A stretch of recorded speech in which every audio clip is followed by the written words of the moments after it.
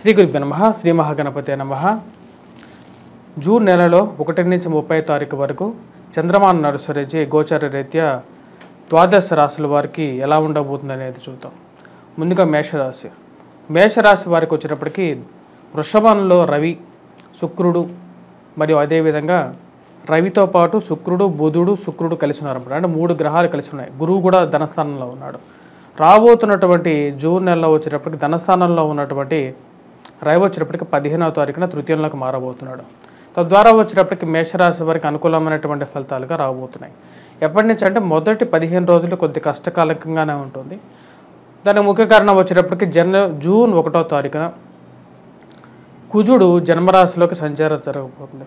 కుజుడు ఎప్పుడైతే జన్మరాశిలోకి సంచారం చేస్తాడో ఆరోగ్యపరంగా కొన్ని తలకాయ నొప్పులు అనేది రావడం జరుగుతుంది. రక్త సంబంధితమైనటువంటి వ్యాధులు కానీ, అధికమైనటువంటి కోపాన్ని కానీ ఎక్కువగా ఇవ్వగలుగుతాడు. వైవాహిక జీవితంలో కూడా చిన్న చిన్న మనస్పర్ధలు గురి చేసే విధంగా ఉంటాడు. కానీ జూన్ 15వ తారీఖు తర్వాత నుంచి ఎప్పుడైతే రవి తృతీయంలోకి మారబోతున్నాడో 14వ తారీఖున వచ్చేటప్పటికి బుధుడు మారబోతున్నాడు. అదేవిధంగా శుక్రుడు 12వ తారీఖున మారబోతున్నాడు అన్నమాట.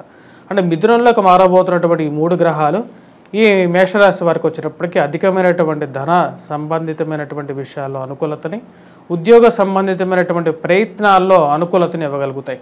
కానీ మొదటి 15 రోజుల మటుకు కొద్దిగా కష్టకాలకంగానే ఉంటుంది. ఎందుకంటే జన్మరాశిలోకి జూన్ 1వ తారీఖున వచ్చేటప్పటికి కుజగ్రహ సంచారం జరుగుతుంది. కుజుడు ఎప్పుడైతే జన్మరాశిలోకి సంచారం చేస్తాడో కొంచెం ప్రాబ్లమాటిక్ సిచ్యువేషన్. ఎందుకంటే కుజుడికి కూడా వచ్చేటప్పటికి త్రిపాద దృష్టి అంటారన్నమాట. అంటే కుజుడు తన జన్మరాశిలో సంచారం చేసేటప్పుడు చతుర్థాన్ని, అష్టమాన్ని చూస్తాడన్నమాట. ఆ చతుర్థాన్ని చూసినప్పుడు సెల్ఫ్ డ్రైవింగ్ విషయాల్లో చాలా జాగ్రత్తగా ఉండాలి. తల్లిగారి ఆరోగ్య సంబంధితమైన విషయాల్లో కానీ, గృహవాహన కొనుగోలు సంబంధితమైన విషయాల్లో కానీ కోపాన్ని కొంచెం కంట్రోలింగ్గా ఉండాలన్నమాట మొదటి 15 రోజులు. ఎందుకంటే మేషరాశి వారికి ధనస్థానంలో గురువు సంచారం జరగటం అనేది అనుకూలమైనటువంటి ఫలితాలు ఎక్కువగా ఇస్తుంది. ఎందుకంటే గోచర రీత్యా కూడా అనుకూలమైనటువంటి కమే. కాకపోతే ఈ నెలలో కొంచెం కుజుడు సరైనటువంటి స్థితిలో లేడు కాబట్టి కొంచెం జాగ్రత్తగా ఉండాలి. ఎప్పుడైతే ఈ రాశి వారికి గురువు ధనస్థానంలో రాబోతున్నటువంటి 15వ తారీఖు రవితో పాటు విడిపోయి వెళ్ళిపోతాడు, అంటే గురువు నుంచి దూరంగా జరుగుతాడు, అప్పటి నుంచి మేషరాశి వారికి ఎక్కువగా పాజిటివ్ రిజల్ట్స్ అనేది రావడం జరుగుతుంది అన్నమాట.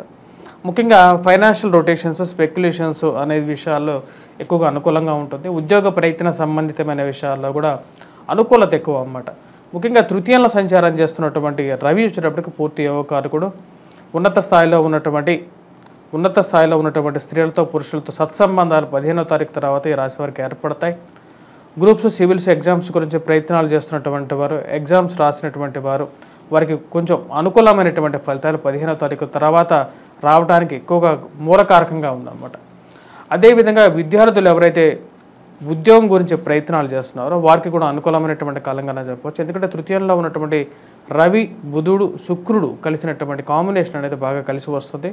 అదేవిధంగా గురువు ధనస్థానంలో ఎప్పుడైతే ఈ 15వ తారీఖు తర్వాత ఈ రాశి వారికి దూరంగా జరుగుతాడో, అంటే గురువు నుంచి రవి ఈ గ్రహాలు ఎప్పుడైతే దూరంగా జరుగుతాయో అప్పటి నుంచి వీరికి ఎక్కువగా అనుకూలమైనటువంటి కాలంగా చెప్పవచ్చు అన్నమాట.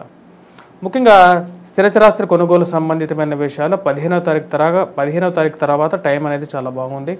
జన్మరాశిలో సంచారం చేస్తున్నటువంటి కుజుడు 1వ తారీఖు నుంచి జూన్ 1వ తారీఖు నుంచి రాబోతున్నటువంటి 45 రోజుల పాటు ఈ రాశి వారికి జన్మరాశిలోకి కుజగ్రహ సంచారం జరుగుతుంది అన్నమాట.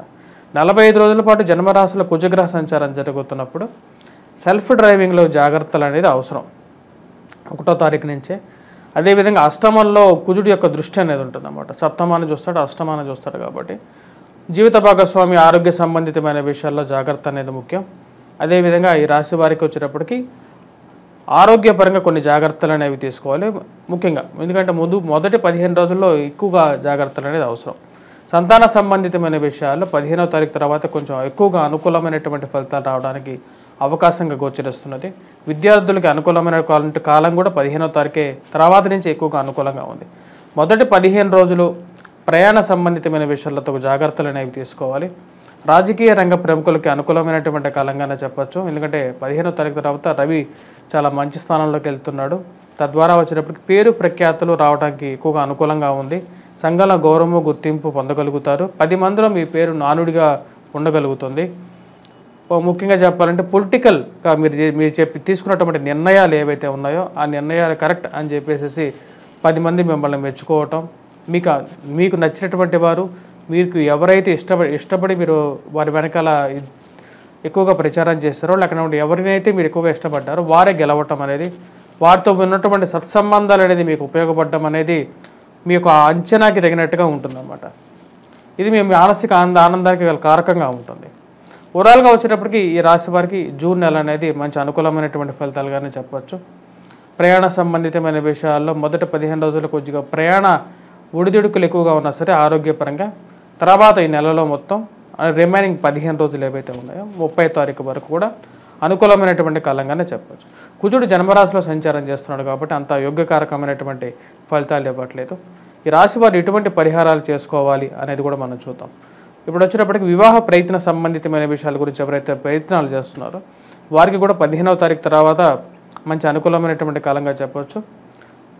మరియు అదేవిధంగా tea stalls, book stalls run చేస్తున్నటువంటి వారికి కూడా అనుకూలమైనటువంటి కాలంగా, ఫైనాన్షియల్ రొటేషన్స్, స్పెక్యులేషన్స్లో ఎక్కువగా అనుకూలమైనటువంటి ఫలితాలు రావడానికి అవకాశం అనేది ఎక్కువగా గోచరిస్తూ ఉన్నది. మరియు అదేవిధంగా ధన సంబంధితమైన వ్యవహారాల్లో అనుకూలమైనటువంటి ఫలితాలుగా చెప్పవచ్చు 15వ తారీఖు నుంచి. ఈ రాశి వారు చేసుకోవాల్సినటువంటి పరిహారాల్లో మొదటి 15 రోజులు వచ్చేటప్పటికి ముఖ్యంగా ఇన్వెస్ట్మెంట్స్ పరంగా కొద్దిగా జాగ్రత్తగా ఉండాలి. అధికమైనటువంటి ఖర్చులు, ఇన్వెస్ట్మెంట్స్ గురించి కుజుడు వ్యయ స్థానంలో ఉన్నాడు, అనుకూలమైనటువంటి ఫలితాలు ఇవ్వట్లేదు. అదేవిధంగా ఈ రాశి వారికి ధనస్థానాల్లో రవిగ్రహ సంచారం జరుగుతున్నది. రవి గురువు కాంబినేషన్ అన్నమాట. అది ఎప్పుడైతే రవి గురువు కాంబినేషన్ సెకండ్ హౌస్లో జరుగుతుంటుందో అంత అనుకూలంగా ఉండదు అన్నమాట. ముఖ్యంగా ఇరుగు పొరుగు సఖ్యతతో మాట్లాడేటప్పుడు కొద్దిగా జాగ్రత్తలు అనేది ఎక్కువగా ఉండాలి. మీ మాటలో ఉన్నటువంటి కటుత్వాన్ని మీరు ఎక్కువగా బయటికి వ్యక్తపరచద్దు. ఆ విషయంలో తగు జాగ్రత్తలు అనేది చాలా ముఖ్యం అన్నమాట. సో ఈ యొక్క రాశి వారు ముఖ్యంగా వచ్చేటప్పటికి మొదటి 15 రోజుల్లో రవి యొక్క అనుకూలత కోసం, అంటే సూర్య భగవానుడి యొక్క అనుగ్రహత కోసం ఉదయం 6 నుంచి 7 గంటల సమయంలో ఈ యొక్క రాశి వారు రవిహోరా సమయం అంటారు. ఆ రవిహోరా సమయంలో వీరు ముఖ్యంగా చేసుకోవాల్సినటువంటి పరిహారం వచ్చేటప్పటికి సూర్యనారాయణ స్వామిని పూజించడం, తామ్ర పాత్రలో అంటే రాగి పాత్రలో సూర్యుడికి అర్ఘ్యాన్ని సమర్పించినట్లయితే అనుకూలమైనటువంటి ఫలితాలు ఎక్కువగా పొందగలుగుతారు. అదేవిధంగా ఆదివారం పూట మొదటి 15 రోజుల్లో మీకు 1-2 ఆదివారాలు అనేవి వస్తాయి కాబట్టి ఆదివారం పూట ఈ యొక్క నియమాన్ని పాటించగలిగితే ఎక్కువగా అనుకూలమైనటువంటి ఫలితాలు పొందడం అనేది జరుగుతుంది. అదేవిధంగా మొదటి 15 రోజుల్లోనే వచ్చేటప్పటికి కుజుడు కూడా జన్మరాశిలోకి రాబోతున్నాడు అన్నమాట.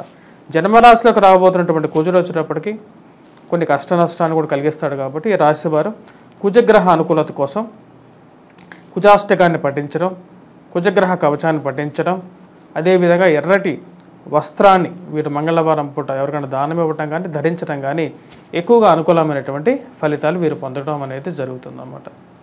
స్వస్తి.